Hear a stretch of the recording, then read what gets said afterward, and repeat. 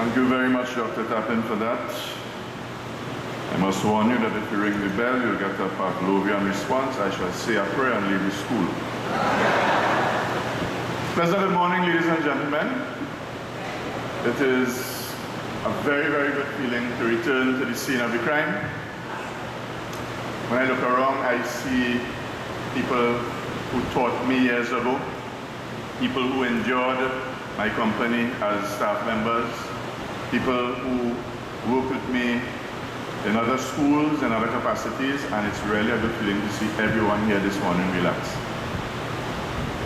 My task is to compress in the 20 minutes some of my most telling observations of the lives of our boys with whom I have had the pleasure of interacting as teacher, dean, principal, and sole then assigned to a military-led academic intervention program for our nation's most at-risk youth. A happy journey of incomplete learning over 23 years in 5 staggeringly varied all-boy institutions. First, a small quote. I'll refer to it when I get my bell ringing later on, but listen carefully. The children now love luxury. They have bad manners, contempt for authority. They show disrespect for elders and love chatter in place of exercise. Children are now tyrants, not the servants of their households. They no longer rise when elders enter the room. They contradict their parents, chatter before company, and tyrannize their teachers. Sounds familiar? Those are not the words of any priest that taught here at St. Mary's College. Those are the words of Socrates, said over 2,400 years ago. So we still continue up to today to look at our 4 young men in this light.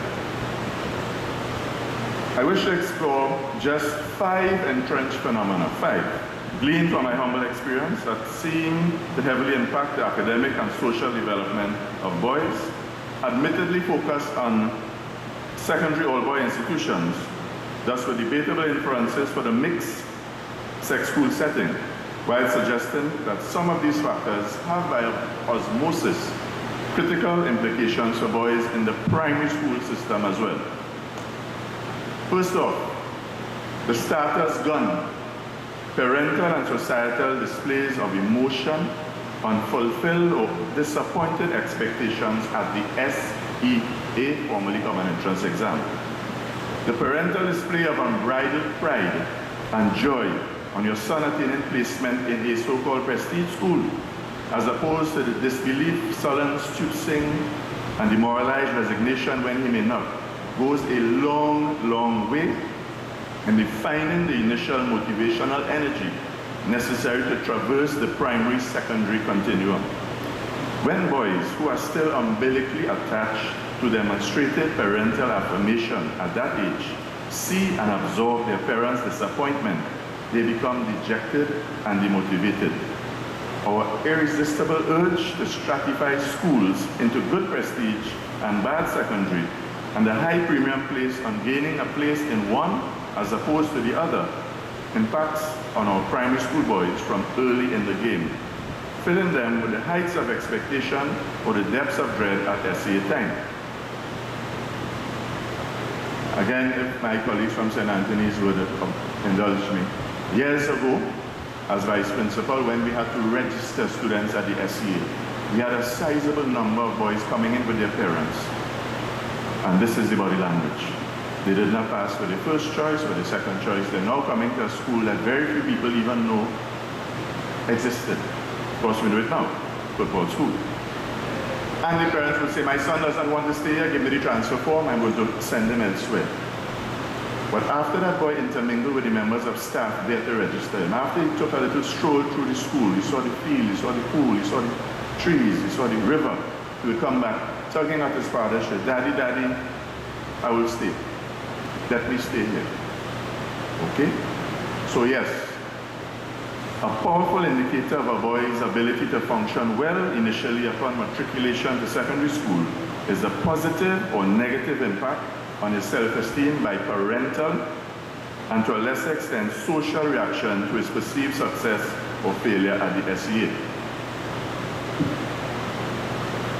Shot number 2 from the trenches. Stigmatization via the academic streaming system that exists in some of our all-boys schools, or used to exist. I have it here as institutionalized dysfunction in some cases. The debate on the pros and cons of academic streaming in our secondary boys' schools will take up a whole symposium with Dr. Tapping ringing his bell every 2 minutes.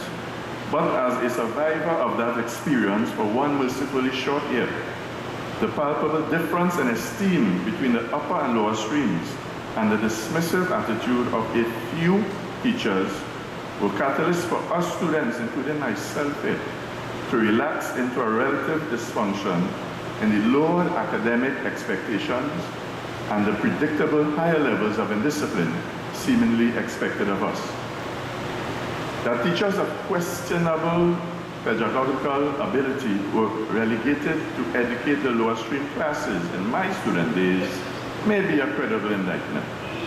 The streaming system admittedly did not turn us all into dysfunctional adults. Perhaps the pejoratives and put-downs strengthened character and resolve in the face of adversity. But a frank discussion on the impact of institutionalized academic stratification on our chances to function to our best ability as students, to feel cared for and respected and affirmed and equal to all other boys, would speak to the observed elevated levels of rebellion and dysfunction in some school sectors. And here I want to thank St. Mary's College for abolishing streaming in my time. Thank you, gentlemen, thank you all. Streaming classes by academic ability with no remedial intervention and dichotomous expectations of performance reinforced by teacher attitude does little to motivate academic progress. Third shot from the trenches. Overlooked physiological issues that impede learning.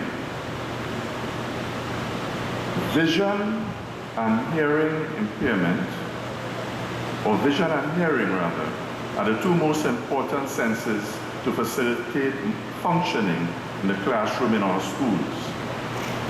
And I should have led off by a short definition of the term function in my bag. What do we mean by boys functioning in the classroom? Assuming the concept of functioning ascribes an affirmative positive state, the answer to me is threefold. 1, positive academic progress over time. 2, progressive positive socialization through the crazy years of adolescence.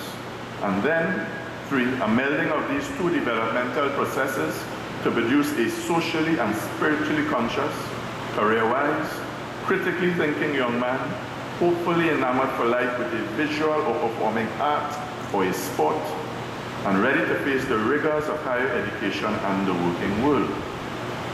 So what do I mean by physiological issues?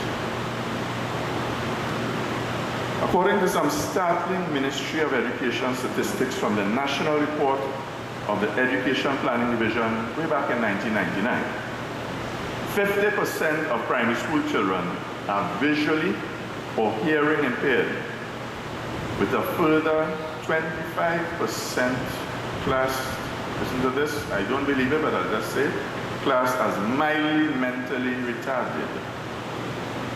Even if some boys are lucky to be diagnosed at primary school, at the secondary school level, our boys tend to naturally abhor spectacles.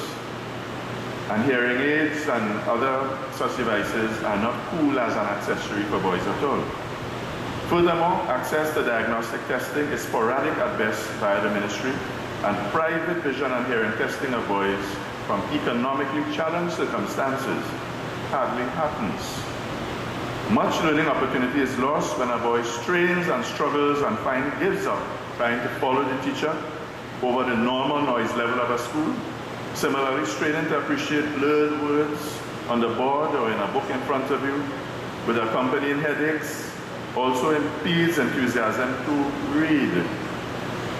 Off-task behavior begins to distract others.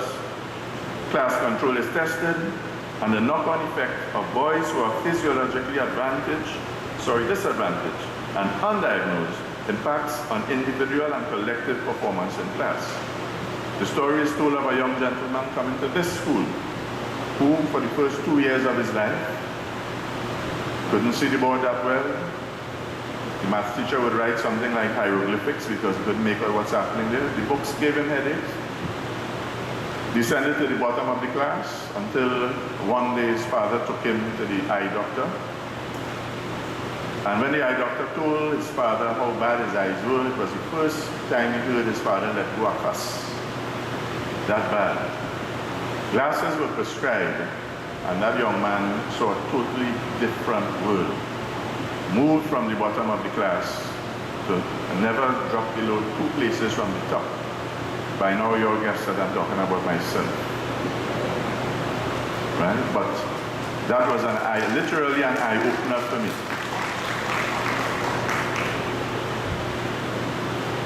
So,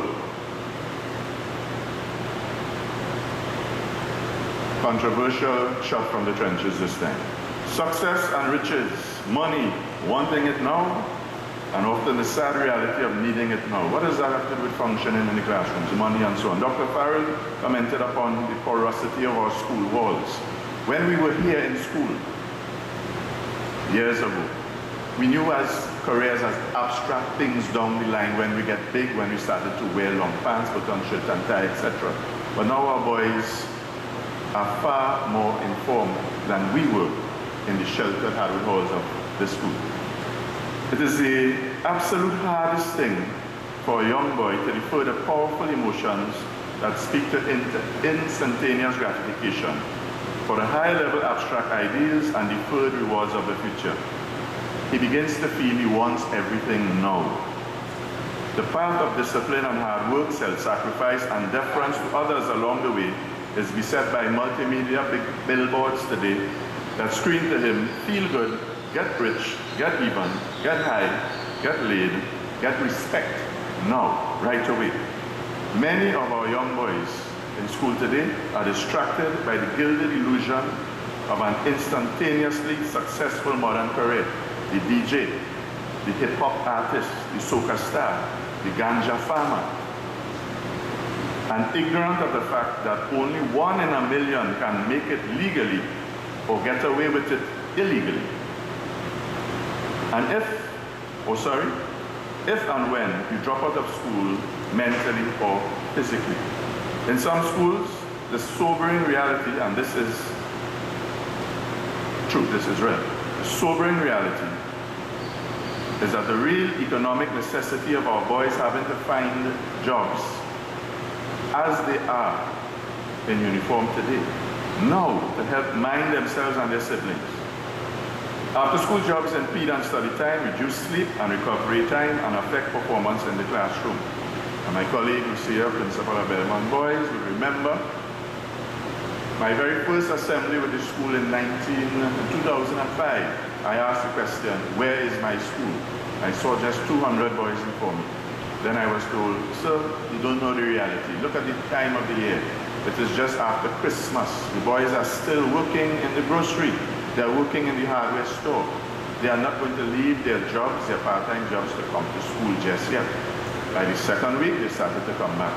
And then it hit me. We have a sizable proportion of boys in our schools, perhaps not so much in St. Mary's or St. Anthony's, but certainly in Belmont, and certainly in many other schools, that actually have to take up the role of breadwinner for themselves and their families. That must obviously impact on function in the classroom.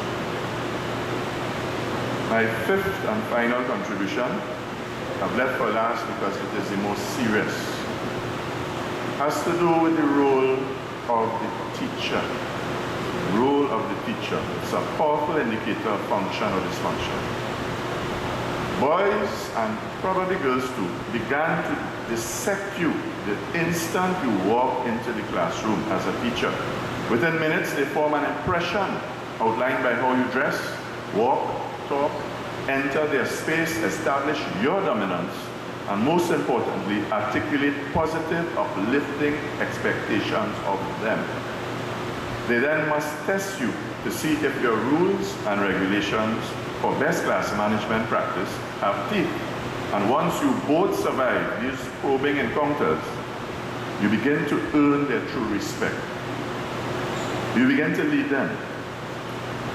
They begin to function positively in the classroom, slowly at first, until you find time to decode the idiosyncratic responses and tailor your pedagogy to the discovering of multiple intelligences of individuals and groups in your class, as you take time to really get to know your students. Quite a long sentence, I'll break it down for you. When we go into the classroom as soldiers in the trenches, to use that analogy again, we have to be very, very careful of how we project ourselves. Perhaps too utopic a description, what I just said there.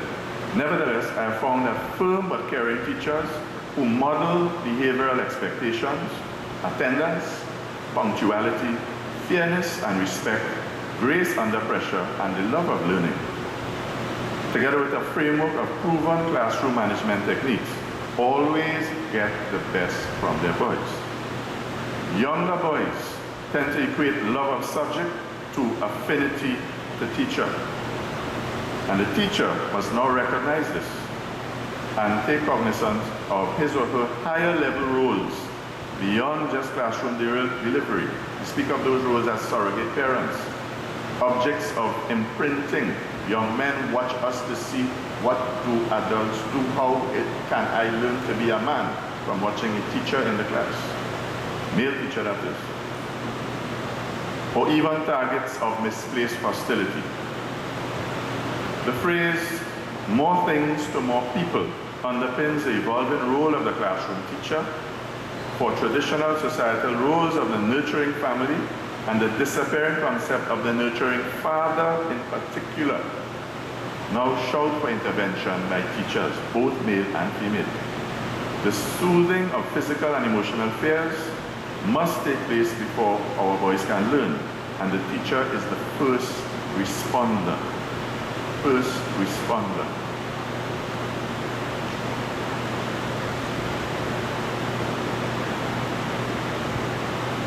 Ladies and gentlemen, we test phones in factories. We test cars in assembly lines.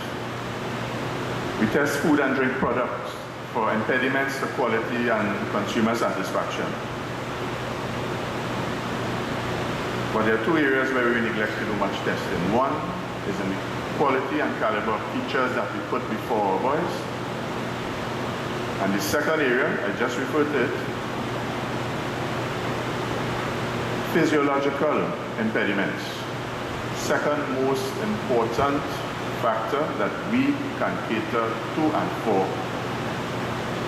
that's not that expensive.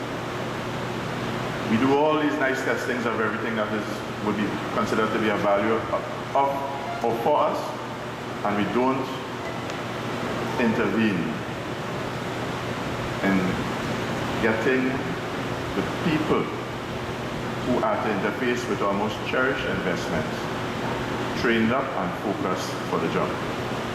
So, if you remember what Mr. Socrates said 2,500 years ago, let's now look upon our boys a little differently. We are accustomed to bashing them, we are accustomed to saying all these things about them, we are accustomed to saying you're not functioning. But here I put forward to you 5 areas, and there are several more, but Dr. Taplin is hovering over the beloved bell. There are several more that I'm sure will come out over the course of the day, where we can intervene to make a positive difference in how our boys function in our classrooms. Thank you very much, ladies and gentlemen.